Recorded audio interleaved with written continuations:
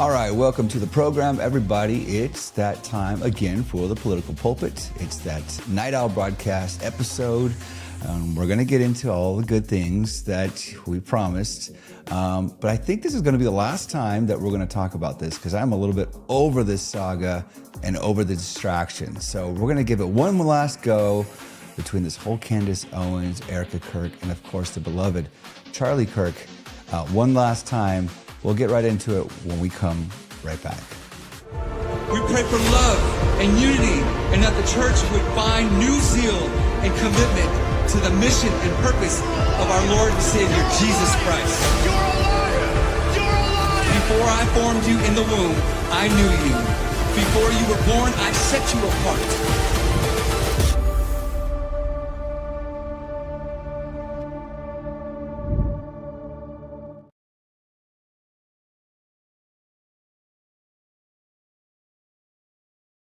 As you see, the headline says that Candace Owens has changed her tune.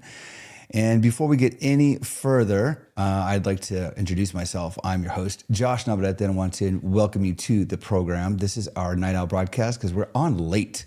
You guys are probably doom scrolling and ran into this video and you're wondering, how did I get here on this tiny channel? Well, I'll tell you what. Thank you for joining us. Help us out. Join us on the comments. If you hate it, you love it, you like it, whatever it is, let us know where you're watching from. Hit that notification bell, that subscribe button, and that like button. Interact either way, and we'll do our best to respond and get you all a part of what's happening. And of course, you can follow us on Only Source Network. Go to osn.tv, use promo code JOSH for an exclusive 10% off, and you'll get a ton of other content from our Christian perspective. And you also get news in the prophecy news, stuff that's going on in the world according to biblical principles, and biblical prophecy too. Who doesn't want to know what the Bible says about what's happening today? All right, so let's get into it because we don't have a lot of time, and I don't want to lose you all to your doom scroll and falling asleep. But anyways, welcome back to the program. So Candace Owens finally meets with Erika Kirk. Now, let's rewind a little bit because if y'all remember, there was that time where Candace said, you say when and I'll go, or you say where and I'll be there.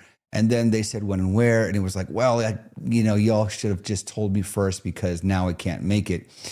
Whatever, it was what it was. But what ended up happening was that Erika Kirk, Candace Owens, had a meeting yesterday, and she was able to make it, and it looks like her husband was able to be there too. So we wanted to know all that was going on, just like you and I were anxiously waiting. I kind of stopped watching and tuning in because honestly, it's a lot of back and forth, and it's really dividing. It's sad to see the right side of things being so divided. I mean, there's several different versions of the conservative party now.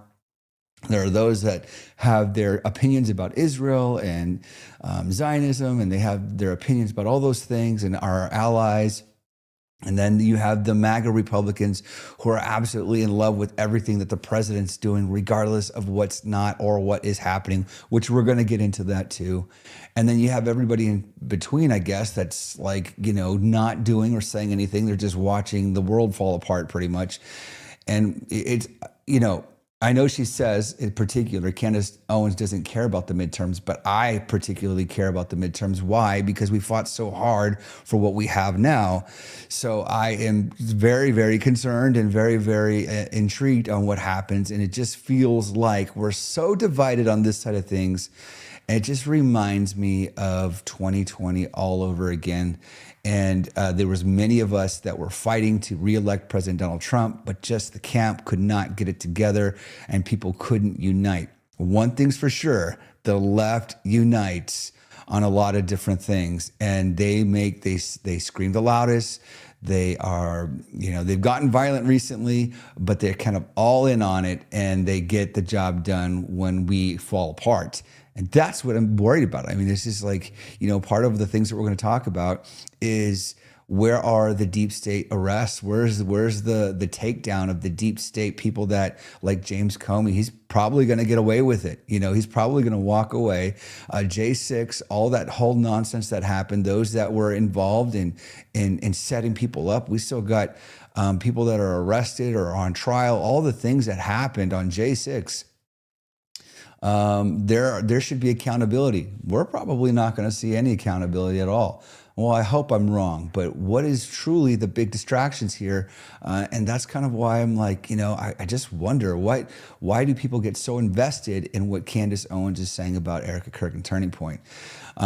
It's like hot off the press, so we're going to get into it a little bit. I'm a little bit frustrated about it, and I hate that we're talking about it in this manner, but I promise you, for me, I think I'm done because there was a pastor, Bishop Kevin Wallace, as a matter of fact, he posted that, pastors and people of faith that are spending time on this saga of two women fighting after the death of Charlie Kirk, we shouldn't be wasting our time. And you know what? I felt a little bit convicted over it. So I'm going to chill out and let it go. All right. But we're going to go ahead and get into the beginning of this.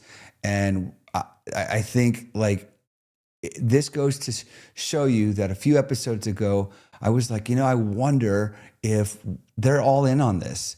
If you get them all in the room and they all hang out and talk and have a good time. There was a Christian comedian that just mentioned this, that he was at Tucker Carlson's Christmas party and they were all together. Now, she mentioned that today and said that she didn't know that Turning Point was there. But I've been in some of the rooms, not that room, of course, and you see people, especially in DC, from both sides hanging out and having a good time, and then they go on the house floor and shout at each other. That just seems how things go. And anyways, it's frustrating and it's hard to not feel like you're getting dragged along in all of this, right? I mean, it's a little bit crazy. Okay, let's get into it. So Candace Owens, Erika Kirk, they finally meet, no cameras, no interview. There are mediators, which I think is smart. And Candace says she gets to ask all the questions that she wants to ask. Now, she does come back a little bit softened, I say, on her opinions on everything. Rightfully so. You get in the room and you have see what seemed like good dialogue and good, hopefully, some clarity in the matter. But look what's happening to Candace Owens, and she said this on the episode. People are her own folks, and there's a small percentage of it, but the comment section was blowing up at a particular timestamp here, where they were going in on Candace, saying she took the call, she sold out. This is my last episode. I'm telling you, people that they just get so bought in and get so blind over these things and so distracted. They go so hard, especially on conspiracies. I had a contractor at my studio not too long ago, and he was so bought in on some of these conspiracies. He was even going down the path that believing that Charlie Kirk was still alive.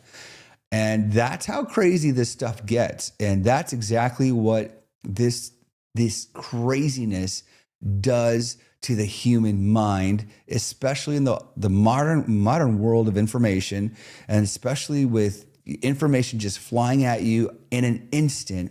People consume it, and it turns into speculation, into conspiracy, into all these crazy ideas. We want the answers, and we'll buy into anything that we think is close to a ridiculous answer. And it almost makes you feel like you got a bit of information that nobody else has, and you double down. And that's what's happening to the Candace cult, we'll call it, and not everybody's like that, right? But there are people that are just so bought in, they even think Erika Kirk is part of it. I mean, the stuff that goes out is terrible. The smears that go out over this widow, this person that lost, this young lady that lost her husband, the father to her children, and is having to carry the weight of this giant organization and his legacy.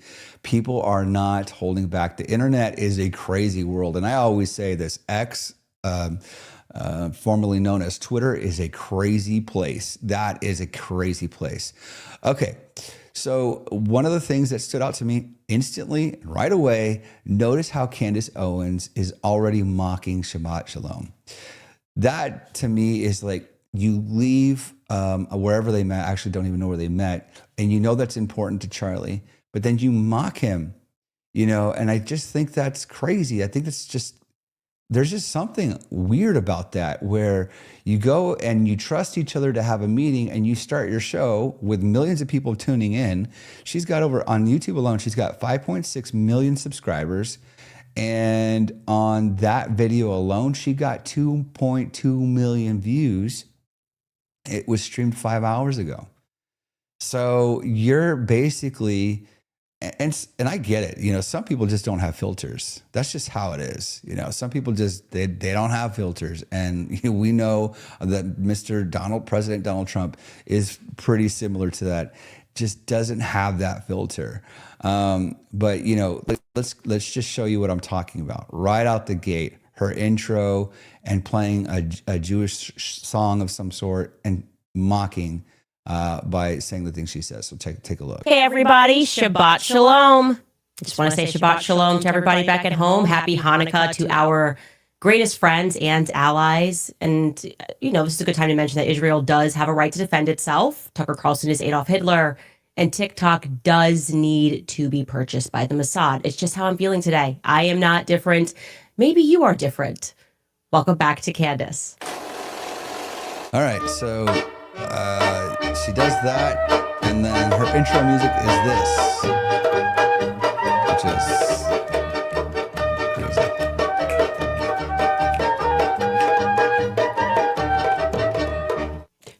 Okay, you guys are crazy. You guys are absolutely crazy. The amount of people who attacked me for sending out a tweet being like, hey, I'm good, I'm alive. We had a very productive conversation. And they were like, she got the call. She got the call. She's betrayed us. She's doing something else. I can't believe it. This has all just been a show. Calm down, okay? What do you think happened?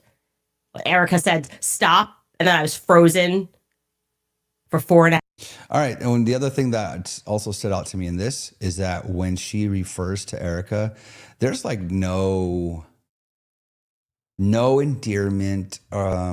You could tell that she is very, very cautious. And there might even be some bad blood because she doesn't talk about Erika in a kind way, not in a bad way, but she doesn't go out of her way to talk about, she's a strong woman. She's enduring a lot. I have a lot of respect for her, unless I missed it, because I don't think I did. And I don't think I've heard it, especially in this episode.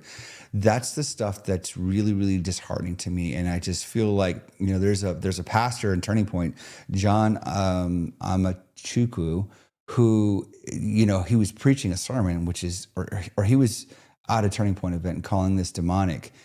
What I think, and he would double down on this too, because I've actually heard him in latest episodes, is the demonic part is the disruption, the negativity, the attacks. That's the demonic part. Because if you really think about it, the division that's happening within the party, when we've worked so hard to bring more biblical values to the table, more Christian values to the Republican Party, and then it's like you got the church fighting with each other. You got the Catholics fighting with evangelicals in the sense of Charlie or Erika and Candace, because it's crazy to watch somebody with so many followers that could do so much good for the party, so much good for the midterms.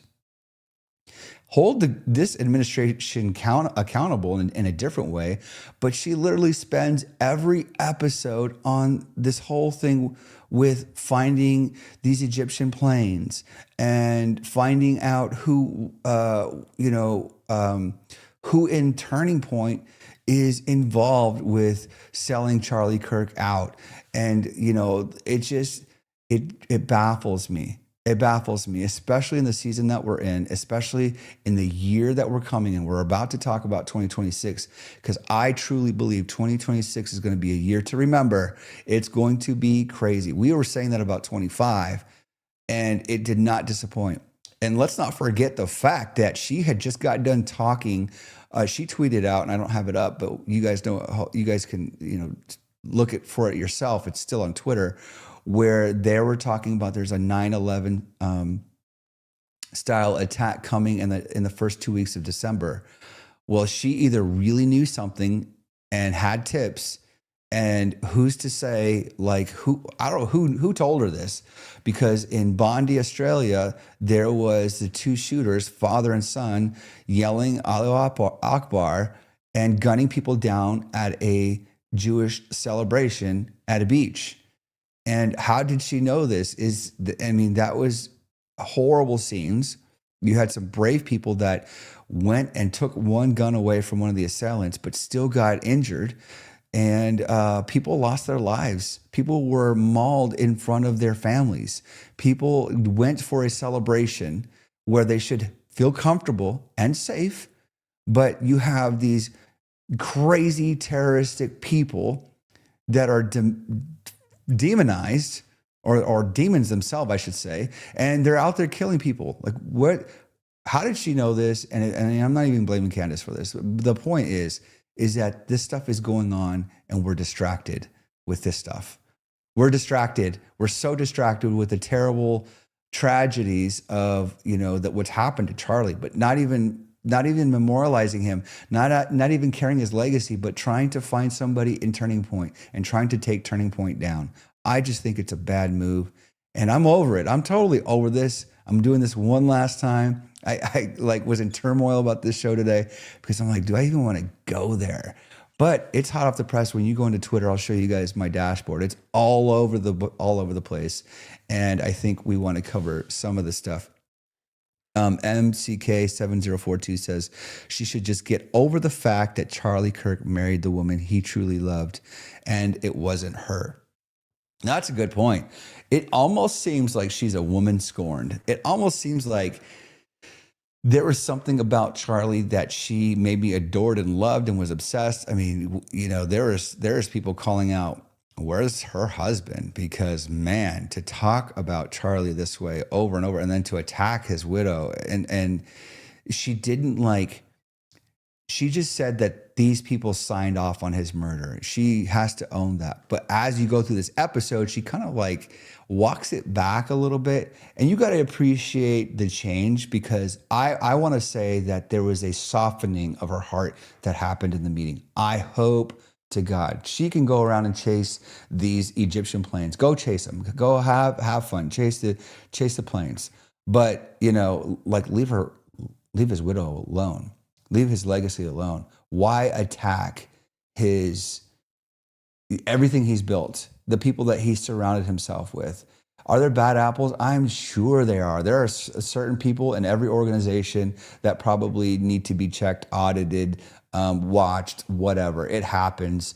Now, many of you that watch shows like this probably have their own organizations or their own businesses, and you know that not every personnel that you've hired has been a hit, has been a good one. Sometimes there are bad apples, but to say that, his closest friends, and she went after Mikey McCoy for a while, and then insinuated that some of these people had to sign off on his murder.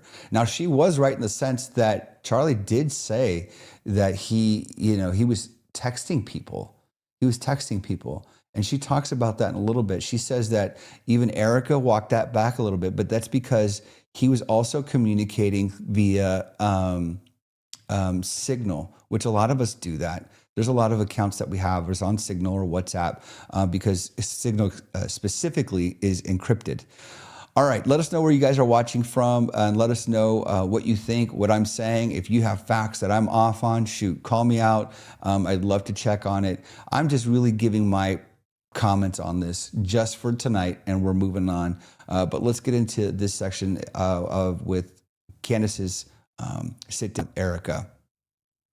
Very quickly, what happens is Andrew Colvett whips up this tweet about what happened with the bullet, and he said he wanted to address all the discussion that was being had about the online chatter. I'm obviously paraphrasing here. He says, "I apologize, it's going to get graphic," but he spoke with the surgeon. The bullet should have gone through. The surgeon then explained that what he's typically seen on these wounds, and basically this was all a miracle. Charlie saved lives, even in death. And the internet clocked it, this miracle, the healthy bone. His bone was so healthy, and the density was so impressive. This is a quote, by the way. His bone was so healthy. I want to read it. This is allegedly from a surgeon. Quote, "His bone was so healthy and the density was so impressive that he's like the man of steel. It should have gone through and through. It likely would have killed those standing behind him too. And we were just like, that kind of was like the beginning of the WTF. And I get it because it does sound crazy. Like, honestly, if you ever saw it, 30-06, anything, any caliber that's greater, the shockwave alone of those bullets. I mean, when we're in ranges, sometimes you're in close quarters, the shockwave just from the weapon, and you could be in your station and you're feeling the boom. And then if you see where bullets land, you see ballistics, or if you're in the military, if you have any experience with weapons like that, it was totally crazy that bullet didn't do more damage. And it looked like an exit wound, didn't even look like an entry wound. But, I get why there's questions on this and why it raises flags. I totally understand. But then to discount the miracle.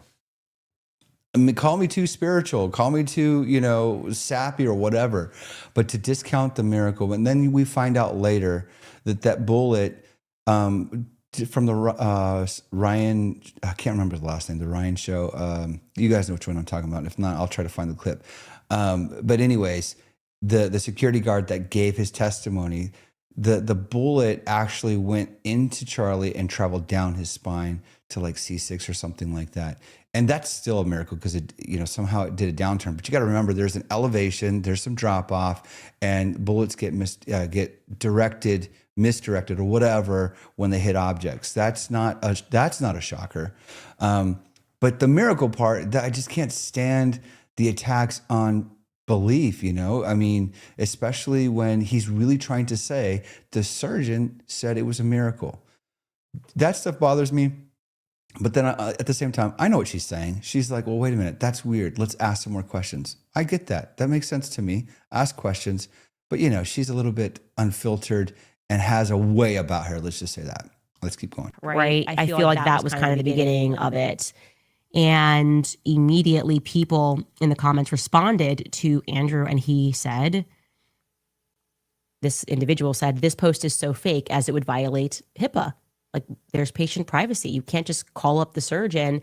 And then Andrew Colbert replies and says, rest assured, I would not have posted without full permission. Now, he said he spoke to the surgeon, and they confirmed that Andrew spoke to the surgeon, but that they did not know that he was going to write that tweet.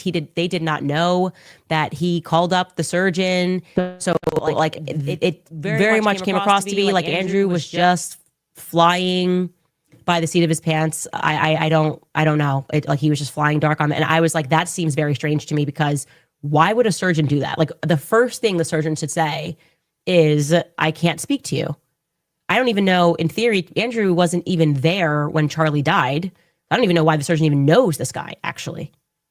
Maybe he hung around after, but, Andrew was not one of the people that got into the hospital or anything like that. So this is. Yeah, I mean, good point. Why would a surgeon do that? But at the same time, it's a different scenario. Maybe he shouldn't have done that. All right, so let's get to the Mikey McCoy thing. That one really bothered me when she was attacking Mikey McCoy. Now, to Candace's credit, she did say this was a little bit off. Timing seemed way off. Well, she got clarity on that, and timing was way off. As a matter of fact, she got a timeline because she got to see Mikey McCoy's call log.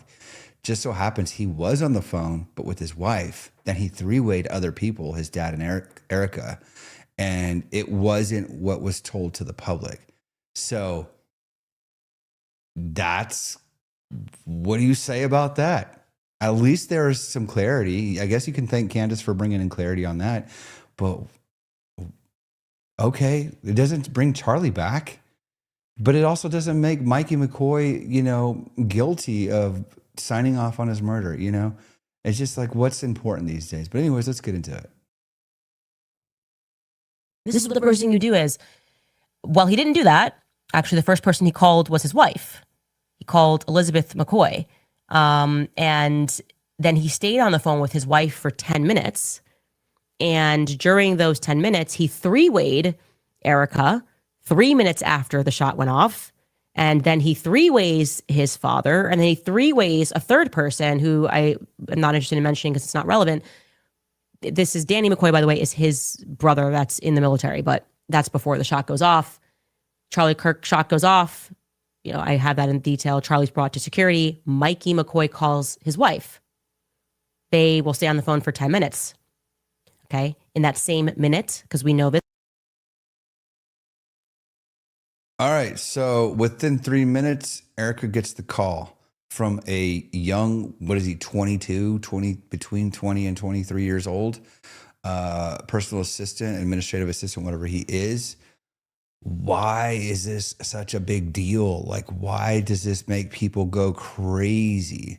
That is the stuff that I don't understand. I don't understand why this is such a distraction. I mean, she's even gone to the extent of creating a call log. I guess people just consume this and they want to know every detail. When, you know, I think I heard Erika Kirk say sometimes it's just that simple of somebody pulling off a terrible act against a human being. And that's not her words. Obviously, it's my paraphrase. But that's the part where I'm like, okay, well, it was Blake Neff that gave this account and he was wrong. And this is what she's calling out. She's calling out Neff's mishap and miscalculation. And, you know, for people like Candace, I guess it's super important. And she calls you a liar for saying the story wrong. This because Blake Neff has given us his call log to his mother. Blake Neff called his mom. His call with his mother lasted 45 seconds. So we're assuming it went to 12:25. It very well could have stayed in 12:24, depending on the millisecond. Blake Neff ends that phone call with his mother. Mikey McCoy, after the phone call with his mother ends, adds Erika to the phone. Okay, so that when he was recapping and he's like, oh, his lips quivering and he's like, I got to call Erika. And he's like, and then I called my mom. That's not right. That's just not right. Okay, Mikey called Erika after Blake Neff ended that phone call with his mother. If call logs are to be believed above, you know, human. The way it's phrased, her curiosity, this is what drives people to like accuse Charlie's hires for signing off on his murder. That's the super frustrating thing. And that's what makes me go crazy. Oh, but by the way, have you guys noticed that some of these like influencers are going nuts? They're very angry. Either they're stressed or, I mean, you got someone, she talks about this. We're going to scrub to it in a little bit.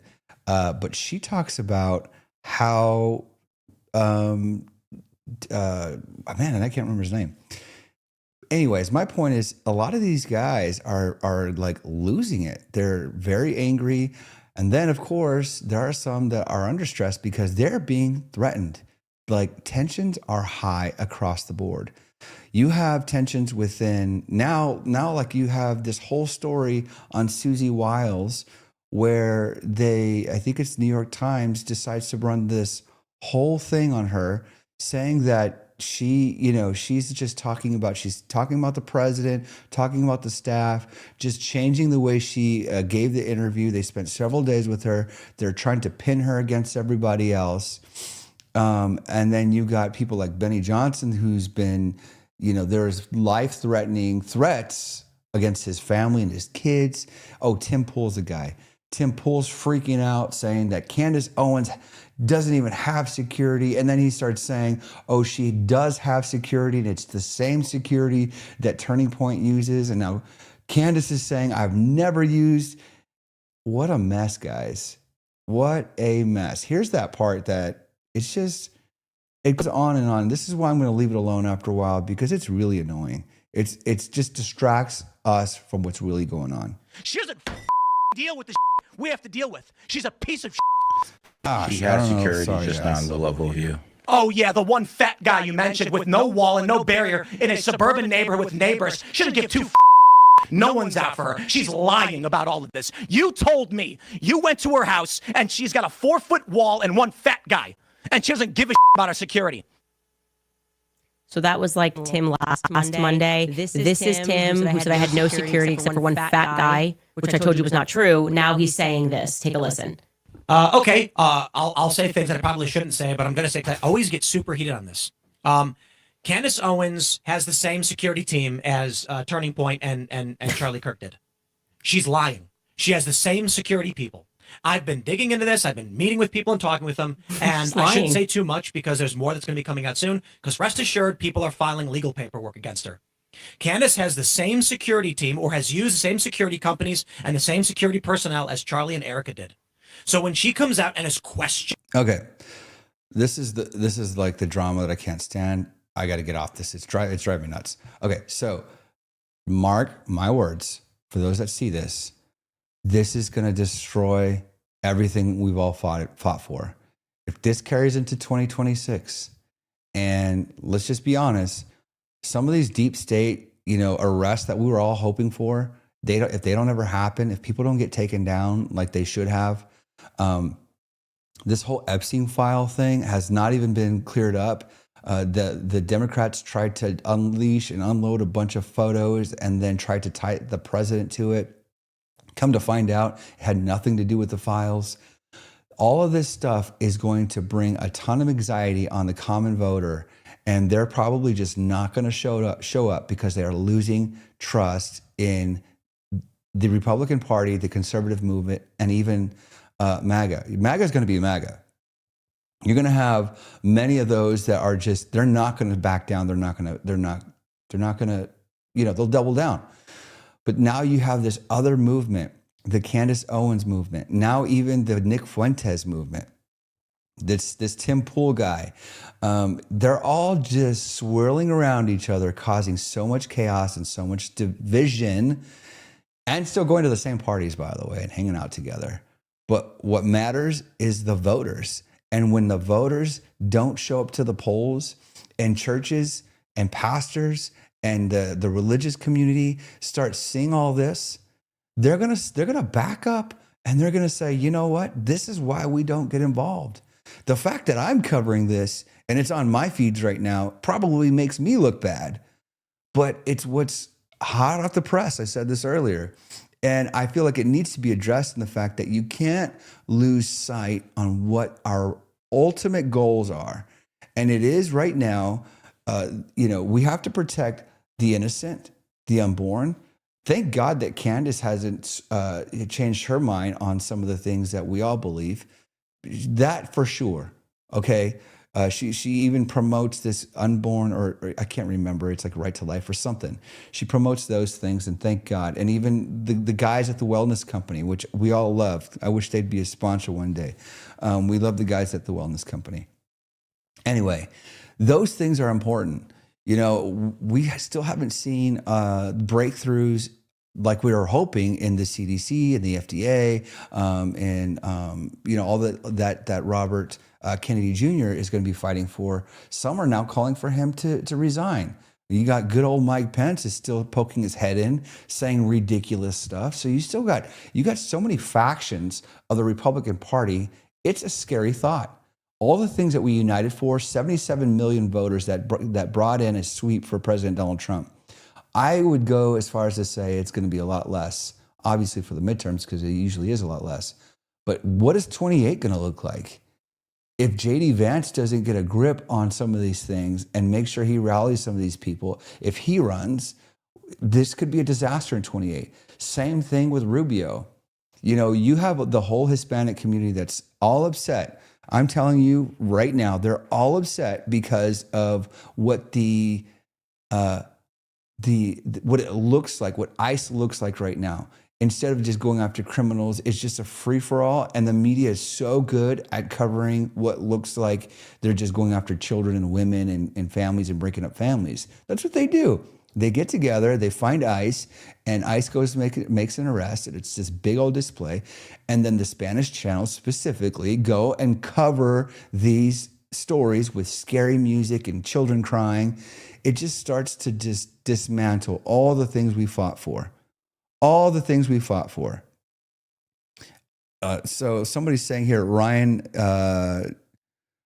Dallian, I'm not sure if I'm saying that right. Bongino realized Trump is a con man. Somebody else is saying Blue Wave is coming, could be, and MAGA is a cult of ignorance and hate.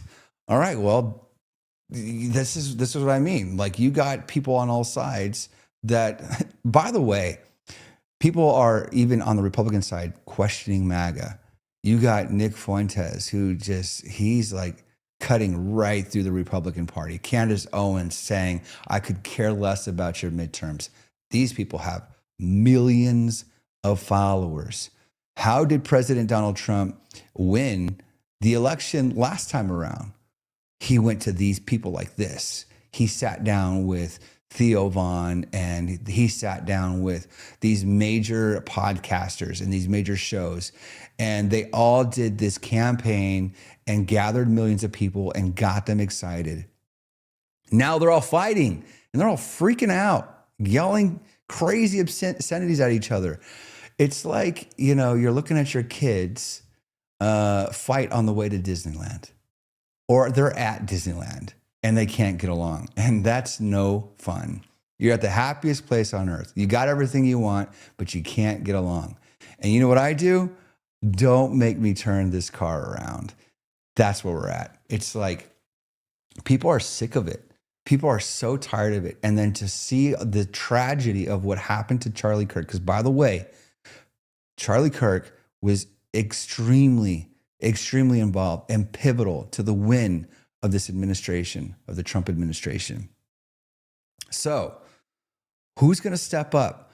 Right now, I don't know. Like, it doesn't look like anybody can step up because everybody's pulling each other down. It is absolutely sad to see.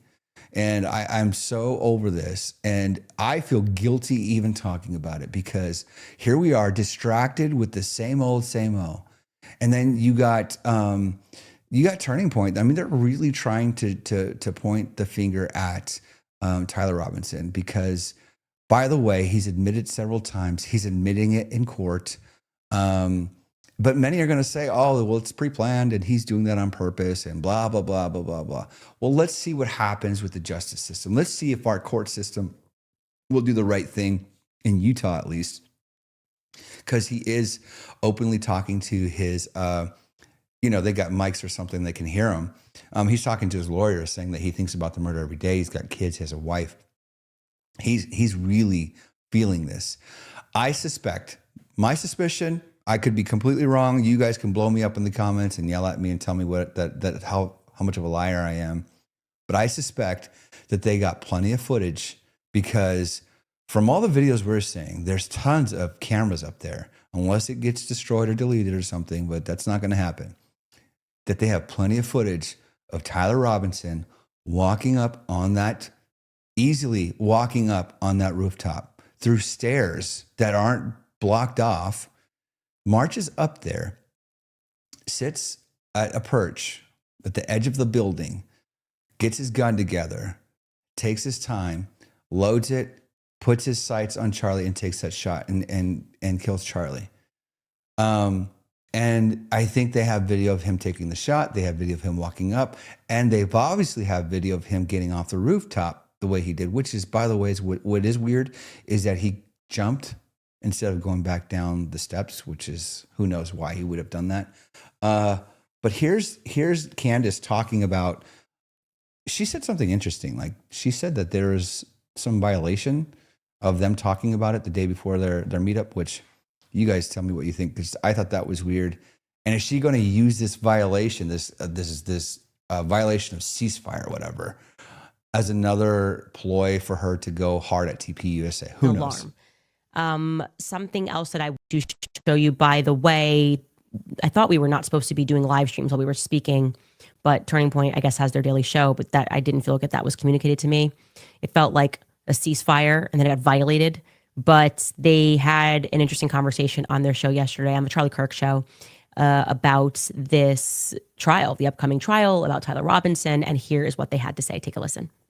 So this is straight from the charging document. It says Robinson's mother explained that over the last year or so, Robinson had become more political and started to lean more to the left, becoming more pro-gay and trans rights oriented. She stated that Robinson began to date his roommate, a biological male who was transitioning genders. This resulted in several discussions with family members, but especially between Robinson and his father, who have very different political views. In one conversation before the shooting, Robinson mentioned that Charlie Kirk would be holding an event at UVU, which Robinson said was a, quote, stupid venue for the event. Robinson accused Kirk of spreading hate. And when you see how easy that rooftop access is, you start to kind of put one and one together, and you realize that Robinson had a plan that he was going to ultimately take advantage of. And he obviously knew how easy it was to get up to that rooftop, which is terrifying.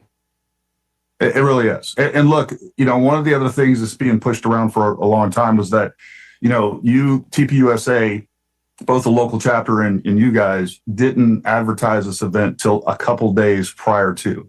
Now, the insinuation there is that doesn't give Tyler enough time to plan for this. And what we found out with a little bit of, 20, not even 5 minutes of Googling and looking. Yeah. Look, you guys had already put out on your website as early as August 27th. So we have at least almost a full 2 weeks prior to this, that not only the time of the event, but the location, the exact location of the UVU courtyard. So when you have over 10 days of planning, and it sounds like that Tyler already was familiar with the campus to begin with, like a lot of the mystery of this starts to go out the window, and it starts to really conform with what is exactly being proposed by the state of Utah and the FBI in the charging documents. Yeah. And we can attest, Andrew Cipher, who's our head of field, Charlie sometimes throw the events out, 7-10 days in advance. If something opened up in his schedule, he would be able to do these outdoor events, a pretty quick turn. And so those whole, that whole theory kind of goes out the window. So, unless I am mistaken, and I am not perfect, but I do feel like we worked really hard to see when this location was first revealed. The first time that we found that the courtyard was mentioned, because Charlie's speaking at events, your assumption would be they're inside, right? You have no idea where it is. So it's not like you can see whether you have a shot to the courtyard unless you know Charlie's speaking in the courtyard. The earliest that we found that was on September 2nd. The local media mentioned on KMYU that Charlie was speaking at UVU in the courtyard. Okay. Who cares? I mean, I get why you care, I guess, but the thing is like, what? Okay, he found out 2 weeks before or days before. He took a weapon and he got on top of a roof and took a shot. Let's go back to the Sean Ryan show. And thank you. Charlie was always outside. So, they're both kind of going back and forth. And he was always outside. There's lots of people now, a lot of these podcasters now are saying that he's kind of always been in danger. As a matter of fact, if you guys go back last year, 2 years ago, Turning Point, Brandon Tatum is actually out of college, and I think it was in California, something like that. I don't want to misspeak, or maybe it was Washington. And they demolished and attacked his tent. They took it down. They took all of his stuff. They marched. They took it over. It even got kind of violent. And I used to think, like, what? How are they just out there when people could easily attack them or take a shot or even get as close as to have a knife and stab somebody? And security was light, in my opinion. It was always a risk. And Charlie was always outside, but he did it because he was on a mission, and he knew that he wanted to have these conversations. You would have freedom. Now he's accused of all kinds of stuff, and he was accused of racism. He was accused of misogyny. He was accused of so much. And you gotta feel like, especially after the text messages that are proven the day before, because on this show with Candace Owens, it's shown or said that yes, he did text 2 or 3 people that he felt that they were going to try to kill him. Now, maybe he was told something. Maybe there was, he got death threats constantly, and I can't imagine what that's like. But the point is, you don't need a lot of time to make a plan, is my point. Thomas Lanham says 8 days is plenty of time to make a plan. It's plenty of time. I mean, you don't need a whole lot of mind power to see that there's stairs. Oh, I can get on there and I can look down at that area. And then you walk there. Imagine getting there early and they're all gathering in that area, right? And then they gather in that area and you're like, well, it's empty. I could just go up on the rooftop. I mean, now here's the other thing. there was communication. And by the way, one of the comments is actually a buddy of mine from years ago. He had commented and he said, I actually disagree with you that the security guards did everything they can. And I started to think, because you get in the emotions of this man who, at his care, he lost Charlie Kirk. But you felt terrible. You felt like I felt terrible for him. But then when I really think about it, man, everybody should be fired. You need a whole new security detail. You need to start over because you might love these people, but sometimes compassion can get in the way and people can get hurt. And that's exactly what happened. So that's just my opinion. You know, I don't have a security team like that. I don't know what it's like to pay millions of dollars for a security team. So that's not for me to decide, but I'm not going to sit here and make videos about them and tell them that they're this, that, and the other, and that they're responsible, even though they kind of are, for the death of Charlie. If you should have been there the morning of, you guys, if you've been a part of these political events, there's walkthroughs hours before. As a matter of fact, they shut down the place, scan the place, dogs go through, detectors go through, all kinds of stuff happens before the actual event. Well, they didn't even do a walkthrough from what I've been seeing that day. I think if they did, they would have gone to that area that they had noticed there was free access to and to a rooftop. And they probably would have said, we need to park somebody here so that nobody gets on that roof. That's what I would have done. We've had, the vice president at our church, and we had Secret Service and Rangers and everybody on our rooftops, behind fences, behind trash cans, all kinds of stuff, locking down the whole block. Now that's vice president. I understand the difference, but in that world, you know how things go. I don't know how you could, as a security detail, even though they doubled you guys up, not have somebody at every point. And it's a tragic mistake, guys. Totally tragic. But my point tonight is, man, how much longer are you going to go on this rant and rampage against Charlie Kirk and his organization? Well, I feel that Candace is going to just focus on the playing thing, and she's going to lay off on Turning Point. My opinion, guys, I think this is where she starts to turn the corner, and she decides, well, I'm going to go a different route. We're going to take a quick break. I want to tell you guys really quick about this great organization that's launching this year. It's called Wisdom Warriors, and there's not an official launch, but yet it's happening January, I think 24th. And I want you to take a look at this. It's for our wisdom elderly, our elderly who are wise and who are leaving us a legacy. And the idea is that we're building the biggest elderly organization of people of age that are still very important to our world and our well-being, who we are. They raised us, they shaped us, they molded us, and we want to honor them. So take a look at this.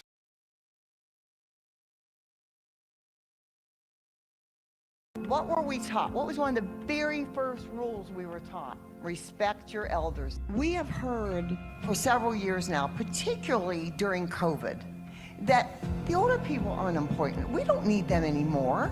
I want these young people to hear the stories of what it was like to live in a free country and never lock a door. They need you. They want your prayers. They want your wisdom. They want to hear your stories. So we are starting the biggest elders club ever, and it's called the Wisdom Warriors.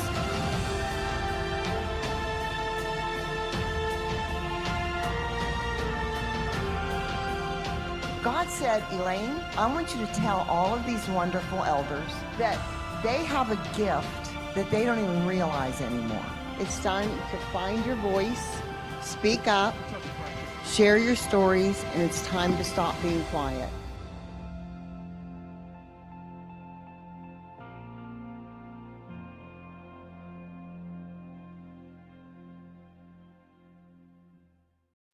join us for Wisdom Warriors in January if you're in the area. We have Matt Schlapp and Vanessa Erbabuena, who is a great artist who's been at Mar-a-Lago. She's been at the White House drawing pictures of Jesus and the Lamb of God. I think images such as the one behind, similar to it anyway. And so let's get back into it. All right. Someone says, MWall1296 says, anyone who thinks Robinson killed Kirk is mentally challenged or maniacally stupid. All right, well, what if they have video of it? Or what are we going to say then? That's just my suspicion that when the evidence comes out in court, we will see Tyler Robinson on the roof.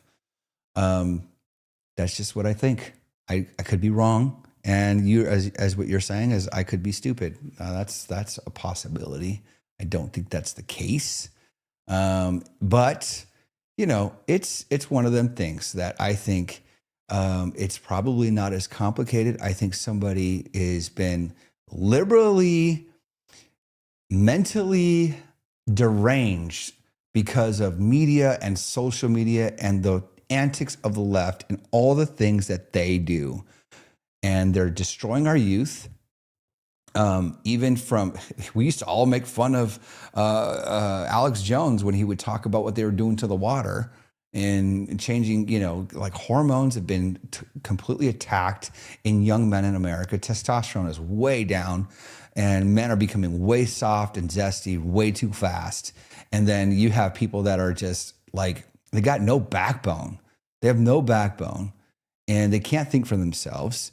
So anyways, I feel like we need to figure out something. This whole thing with the health organization, I mean, we still got to deal with vaccines still. We still got to deal with the research organizations that take millions of dollars and never find a cure for anything. Now, hopefully there are some breakthroughs coming soon, but man, it's been a long time and a whole lot of money. And then of course you got things with the CDC and the FDA, all that need to be dealt with. And it's only year one, right? So, okay, let's get through year two. But man, 2026, I just feel it. I know it. It's going to be a fight, guys. And as long as we continue to fight over Candace and Erika and Turning Point, we're going to be so distracted. Somebody says, Rob Denson Moore 87144, thought on Trump's deranged statement on the Rob Reiner's killing. Man, you went there, didn't you? Okay. Obviously, President Donald Trump has zero filter. And when you go hard against him, man, he doesn't forget. But this is the downfall, I think, with how he can be and insensitive at times. I think honestly, it's a bad look. I'm just going to say it.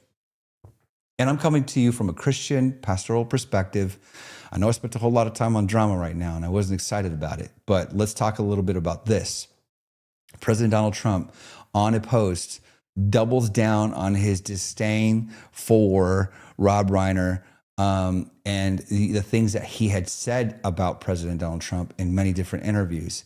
However, the man was tragically killed, him and his wife, by their own son. What a tragedy. To waste precious time and, just like go double down on and saying the terrible things about him. It's not good. It's not a good look. That's all I got to say. And man, I'm praying for our president. We can't act like the crazies on the left. And sometimes I feel like this is what fires conservatives up, especially Christian conservatives that are in the middle of the road. Listen, we're working with some organizations that would love to get involved, and they are Christian organizations, but they take a step back because they feel that the president doesn't best represent, their faith in certain areas. And then when there's comments like this, man, it's such a bad look. I don't particularly enjoy that. And I wish he would refrain a little bit. But listen, President Donald Trump's going to do and say what he's going to say. That's the beauty of America. You can not vote for him, but guess what? 77 million people were tired of what was happening to our country, and they were willing to take the mean tweets and deal with that so we can get better policy. But now here we are again. year 2, right around the corner.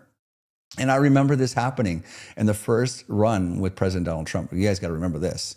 The first one with President Donald Trump, lots of promises. You get in the White House, you can't believe you're president, and you realize the difficulties breaking through the red tape, the fluff, the politics in DC. Really, remember, we were all waiting. Remember QAnon? Remember all of these, like, you know, these factions of information that were being leaked, and there was these symbolic things, and we're going to drain the swamp, and we're going to fight human trafficking, and we're going to save all the children, and DC is going to be wiped out, and it's going to be a new way, a new era. And it just, by year 2, we get COVID, right? And already people were starting to feel nervous about the direction of the administration. And it's not because I think President Donald Trump has gone bad. I just think that DC and the elites, and maybe deeper than that, and some will blame other nations, but let's focus on what we have here going on. It's really hard to break through all of the red tape. He can't get anybody confirmed. A lot of his cabinet's appointees aren't being confirmed, and they're being the judges aren't allowing it. So I think the president's he's got not caught, but there was a hot mic, and he was saying that they can't get any of his appointees confirmed. So what's going to happen?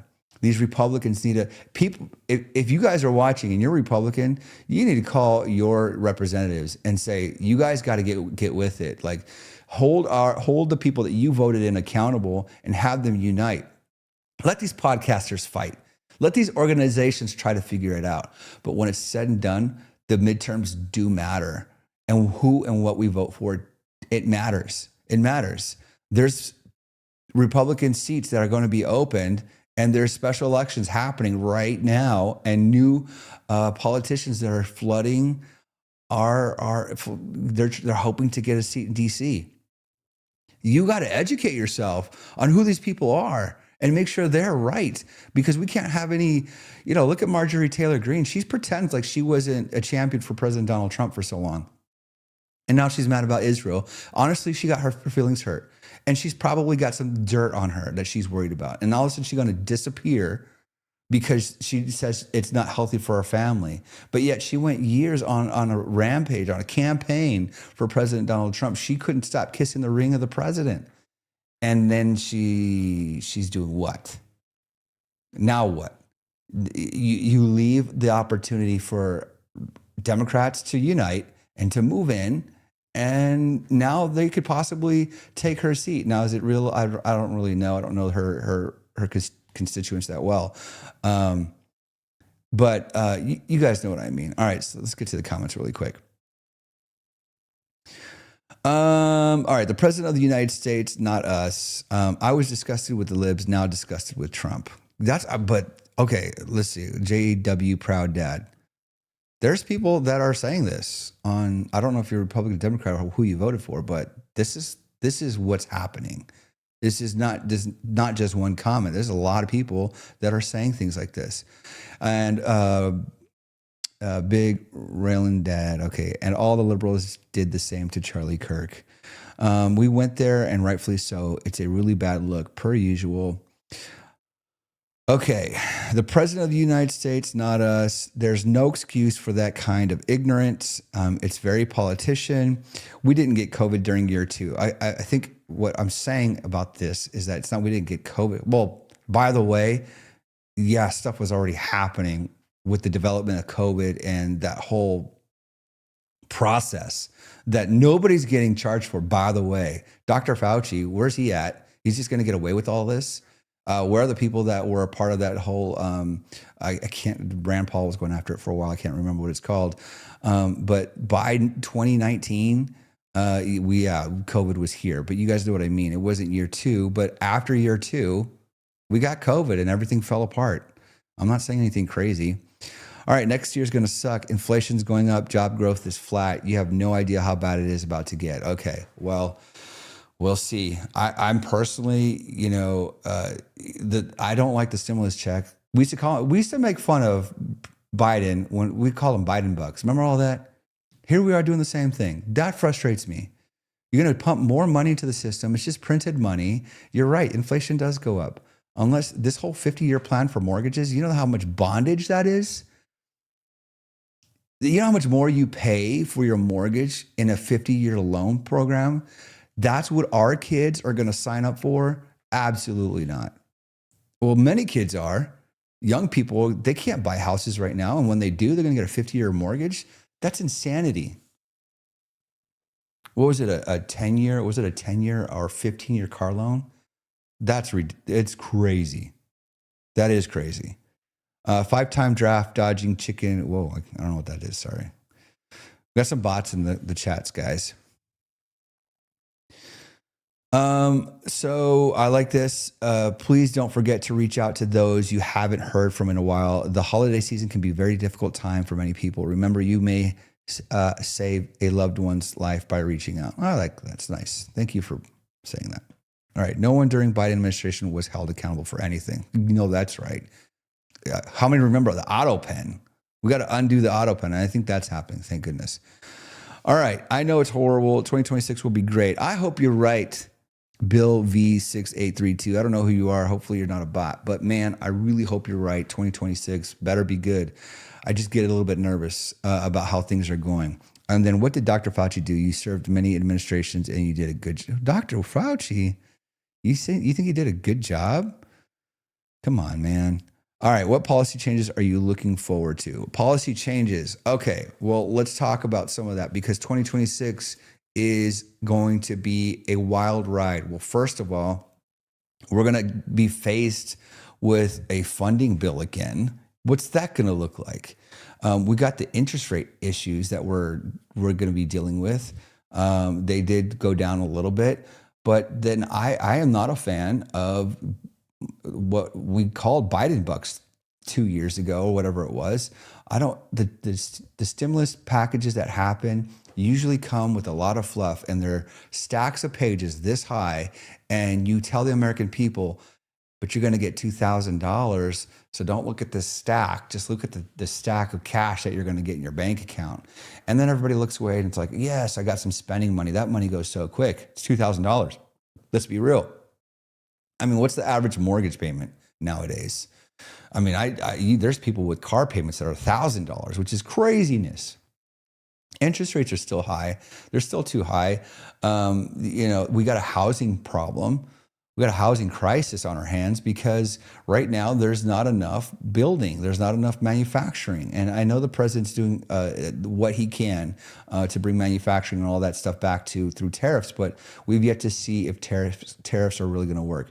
When we talk about the average American with gas prices and grocery prices, when you say they've gone down compared to what? That's really the problem. Like, what have they really gone down to? This is why my message isn't just about it's not just about like policy. For me, it's not just about policies, although policies determines a lot of what happens in your life. But this is why we got to have the right people in office. And this is all the way down to the state level. You have to make sure that you're voting and you get involved and you talk to your state representatives. You get to know them. You know who's in your district. You know who you're voting for. You don't blindly go. And then, by the way, your judges are in your area are very important. You should know who your judges are, and they should know that you're going to vote them in or out. I don't know how it is in your district, but mine, we see their names and we can say, do we want them in office or not? We want them back in or not? It's important. It's hard to know everybody, but you should at least do your research. All right. So, there's 2026 in what's also going to make it crazy for me. What I'm thinking is that the right side is totally at odds, completely at odds. Then you have the left side. They're quietly, maybe not so quietly, but they're rallying. Let's be honest. They are rallying. And there are things that they're going to use to continue to sway the American people and the voters. If the Candace Owens, the Tim Pools, the Sean Ryans, all these people, even the what's his name? Patrick Bet David, Joe Rogan's, if they don't get with it again, we're going to see a lot of trouble. And it's already happening. Oh, by the way, you got people like Nick Fuentes that is just cutting he's cutting it with a butter knife right down the middle. And he's crazy. I can't listen to him for too long, much at all. He's crazy. This Nick Fuentes guy. All right, let's do a couple more clips and then we're going to call it a night because it's getting late. So here's the end of her show, and you guys tell me, did she really change her tune, or is she just kind of waiting for her opportunity to pounce? You guys let me know. That's a weird camera angle. They do look charred in the photos that he showed. Tell you that his hands were not charred when he was buried. And so what you thought that like people were like, oh, this was like makeup and stuff. It was a very compelling theory. It just wasn't so. And I very much trust the person that told me that.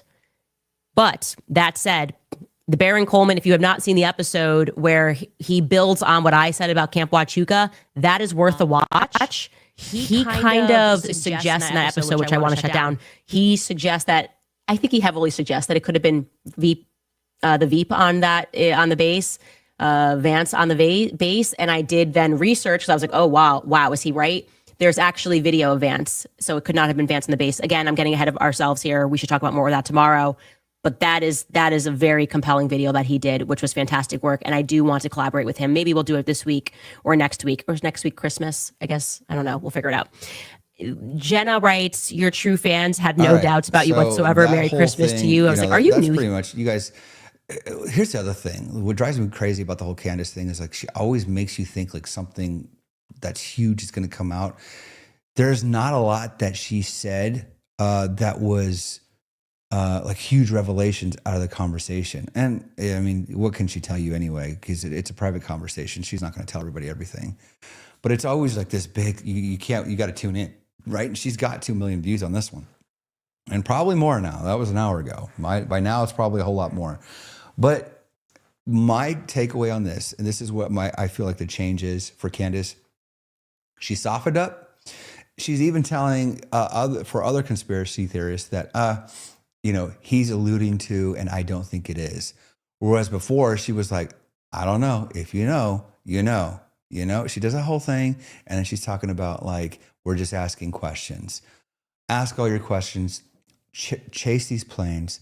But us, if you're on the right side of things and you're watching this show, we got to unite. We got to be careful indulging in all of this. Honestly, I feel totally guilty about even doing another episode on this, but we had to get through it. And for me, if you're following the program, this is a conservative program, like it or hate it. I am more concerned about what the Bible says, how to govern my life. And I'm more concerned on how we vote for life, protecting our freedoms, the right to assemble. I want to protect our religious liberties. I want to make sure that nobody can infringe on my rights to preach the gospel, to protect the innocent, and to work hard and get paid and live the American dream. Yes, we need secure borders. We need to make sure that our country stays healthy, and that these chemicals that are not even allowed in other countries are allowed in our food, like stuff like that, all the things that protects people. We need to make sure that we vote the right way.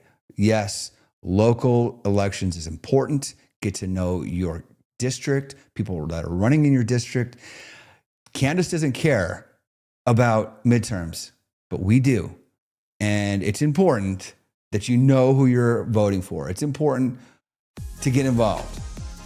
I'm not going to sit here and act like everybody's going to be perfect, but without you and I, we have a voice. Ask questions, yes, but also stand up for what you believe. And for me and my house, we will serve the Lord, and we want to make sure that God's name be exalted and lifted up. I want to thank everybody for joining us and being a part of the program. If you don't know who we are, check out the YouTube channel, and please subscribe and share with your friends, and we will see you next time. Thank you, and God bless.